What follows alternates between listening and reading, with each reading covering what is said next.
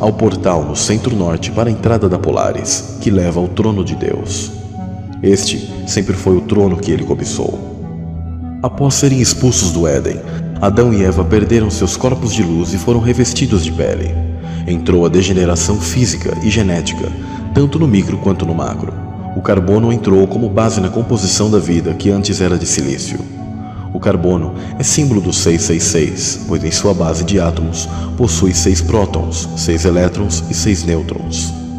A série do Netflix, Carbono Alterado, mostra esse defeito genético, que será concentrado até nos dias finais como a marca da besta ou marca da serpente, já que em grego besta e serpente são sinônimos.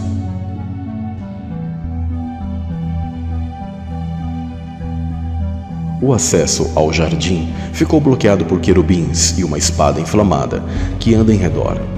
Aqui é uma clara alusão à aurora boreal que gira em espiral. Na mitologia escandinava é dito que Jormungand, a serpente das águas, guarda o acesso à árvore Yggdrasil. Eva saiu grávida, portanto, de 2 sementes, a semente humana, herdeira da promessa do proto-evangelho de Gênesis 3,15, e a semente da serpente. A semente da mulher foi Abel, onde depois Sete herdou a continuação, pois Abel foi morto. Já Caim foi a semente da serpente, 2 sementes rivais e inimigas. O conflito celestial se estenderia aqui na Terra. Mudanças em toda a Terra ocorreriam como efeito cascata devido ao pecado, a tal ponto de crescerem cardos e espinhos, os vírus, fungos e bactérias nocivas aos homens. Esses seres do micro são entidades agindo no mundo microscópico, se alimentam das células do nosso corpo, cumprindo a sentença dada à serpente. No Gênesis 3,15 está o grande enigma bíblico. E porei inimizade entre ti e a mulher, e entre a tua semente e a sua semente. Esta te ferirá a cabeça, e tu lhe ferirás o calcanhar.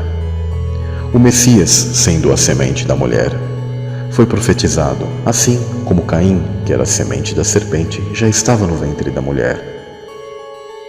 Ao longo da história humana, 2 sementes sempre batalhariam pelo poder. Aqueles que se denominam de sangue azul, filho dos deuses, que estão nos governos mundiais até os dias de hoje. E aqueles que são filhos dos homens, relacionados à natureza e de vida mais simples, do qual sempre estiveram subjugados pelos governos.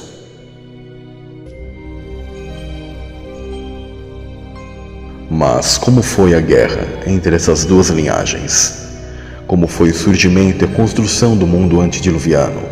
E o que realmente aconteceu na chamada Era de Atlântida? Como o homem enfrentou o meio e os inimigos?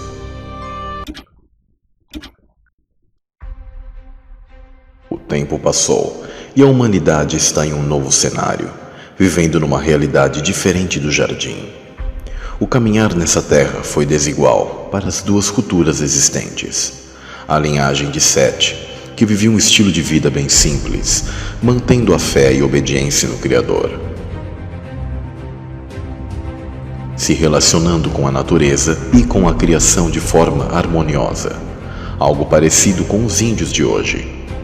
Já a linhagem de Caim, buscando toda e qualquer forma de tecnologia e aparatos sofisticados para transformar o meio e extrair o máximo da terra, mesmo que o destruindo, dominando o próximo pela violência e força, apartando-se de Deus e procurando outros meios para ter poder e domínio. Esses meios eram o contato com os anjos caídos através de monumentos, pirâmides, círculos de pedras e zigurates. Caim foi o primeiro construtor de cidades, onde fundou a cidade com o mesmo nome de seu primeiro filho, chamado Enoque. Não é o mesmo Enoque da linhagem de Sete. Seus descendentes tinham por lema se vingar 70 vezes 7. Isto é o oposto dos ensinamentos de Cristo, onde devemos perdoar 70 vezes 7. Caim recebeu o sinal, a marca, o hexagrama. E por mais estranho que possa ser, devido à mutação genética, ele possui uma aparência bizarra, abundância de pelos, sendo que algumas tradições lhe atribuem chifres e um andar encurvado, muito próximo a um fauno ou um minotauro. Outras tradições dizem que ele bebia sangue e ritualizou seu irmão. Daí surgem os contos de vampiros e lobisomens. Lembram de Darwin e sua evolução humana? Aquilo nunca representou a semente humana, mas a semente da serpente e sua evolução, indo de uma besta como Caim, evoluindo via engenharia genética para os nefilins modernos de hoje, que nada diferem da semente da mulher. O joio hoje está igual ao trigo. O conceito de que nos primórdios a humanidade era pouco desenvolvida tecnologicamente é uma falácia. A civilização pré-diluviana estava em escala mundial, naquilo que ficou conhecido como a Era de Atlântida, tendo Saturno como o rei da Era Dourada dos deuses, onde os homens possuíam muito conhecimento e tecnologia, mas pouca consciência espiritual. Isto é, muito semelhante aos dias atuais, onde enfatiza-se o ter e não o ser, buscando tecnologias para escravizar e dominar o próximo, mas distanciando as pessoas do mundo espiritual, da verdadeira realidade divina.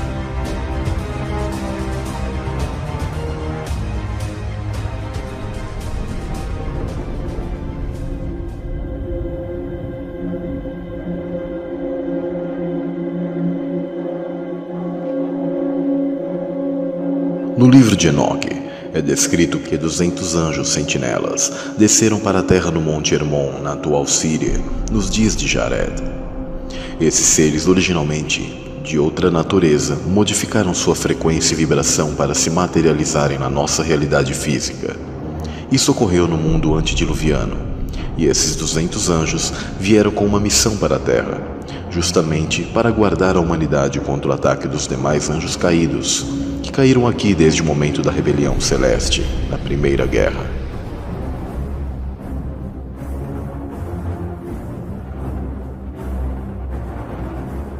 Também a eles competia a transmissão do bom conhecimento ao homem.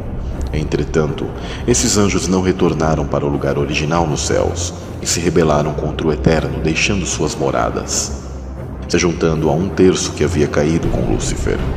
Enoque 12:5.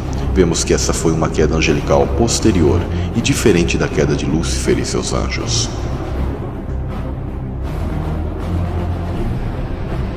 Na tradição rabínica judaica, há o conceito que os anjos, para acessarem a Terra, tiveram que passar por cortinas de água, rompendo mundos e acessando a nossa dimensão. O interessante é que nos filmes de Hollywood, como Hellboy, Doutor Estranho, Os Vingadores, Exterminador do Futuro, entre outros, sempre há água nos portais ou passagens dimensionais. Os sumérios chamaram os sentinelas de Anunnaki, que significa aqueles que vieram do céu.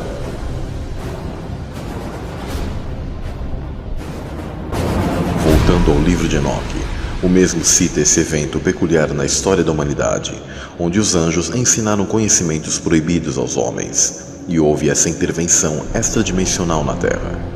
Além disso, Azaziel ensinou os homens a fazerem espadas, facas, escudos, armaduras ou peitorais, fabricação de espelhos e a manufatura de braceletes e ornamentos, o uso de pinturas, o embelezamento das sobrancelhas, o uso de todo tipo selecionado de pedras valiosas e toda sorte de corantes, para que o mundo fosse alterado. A impiedade foi aumentada, a fornicação multiplicada, e eles transgrediram e corromperam todos os seus caminhos. Amazarak ensinou todos os sortilégios e divisores de raízes. Armers ensinou a solução de sortilégios. Barakayal ensinou os observadores das estrelas, que são os astrólogos. Akibel ensinou sinais. Tamiel ensinou astronomia. Azaradel ensinou o movimento da lua. O nome do quarto é Benemue.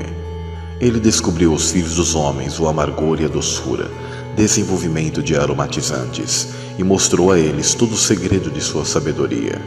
Ele ensinou aos homens a entenderem o escrito e o uso de tinta e papel. Fica claro que cada anjo ensinou uma habilidade que domina. Cada um possui um conhecimento e técnica em determinada área. Desde os primórdios, o conhecimento tecnológico que deu base à nossa civilização foi adquirido através de anjos.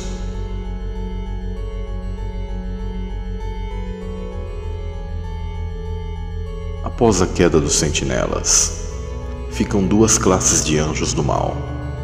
Anjos maus, que são um terço, que foram expulsos do primeiro céu e foram rebaixados de dimensão junto com Satanás. Esses são os que caíram na primeira revolução.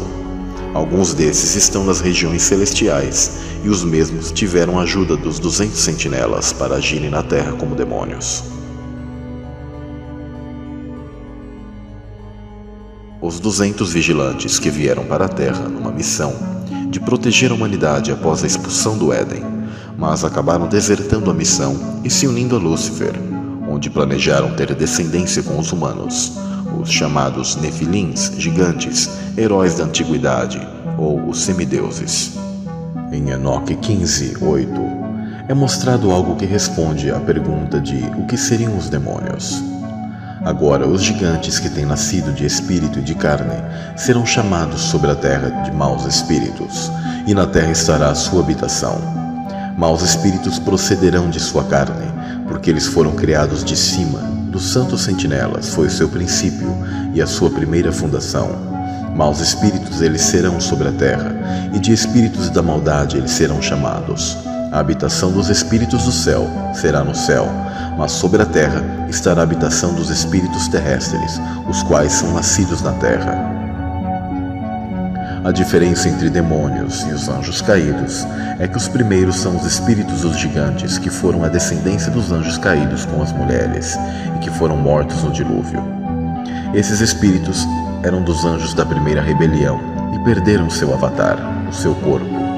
Por isso são obcecados por corpos. Quando canalizam alguém, querem voltar e ter os prazeres que possuíam antes, como beber, comer, fumar, cometer fornicação. Estes são a prole dos anjos caídos, almas penadas, espíritos errantes, os espíritos que caíram para a terra com Satanás e que procuraram intervir nessa realidade por meio de canalizações.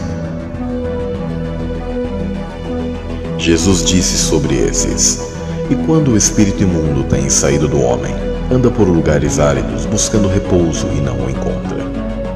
Esses espíritos demônios foram os da primeira queda e tiveram a oportunidade de interagir neste mundo físico por plano das sentinelas, ao terem sua união com a semente humana.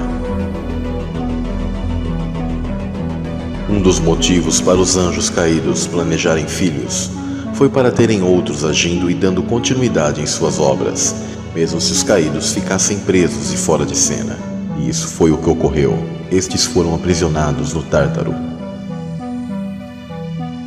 Isso resultou em algumas criaturas híbridas extraordinárias, trazendo muitos espíritos malignos dentro de corpos físicos, concluindo então que demônios não são os 200 sentinelas, mas os espíritos da primeira queda e que almejaram manipular nossa realidade, se manifestando por meio desses corpos.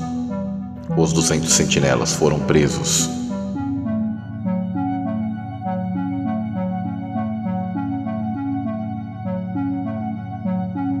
Na famosa abertura da Paramount, decodificamos a mensagem subliminar: estrelas descendo dos céus, atravessando as águas, atravessando o domo, se agrupando sobre uma montanha, o Monte Hermon.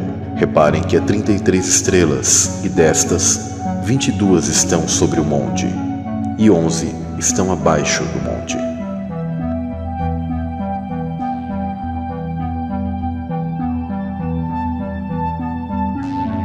Devido à presença de anjos caídos, a primeira civilização humana caminhava a passos largos para a aniquilação e contaminação genética extrema.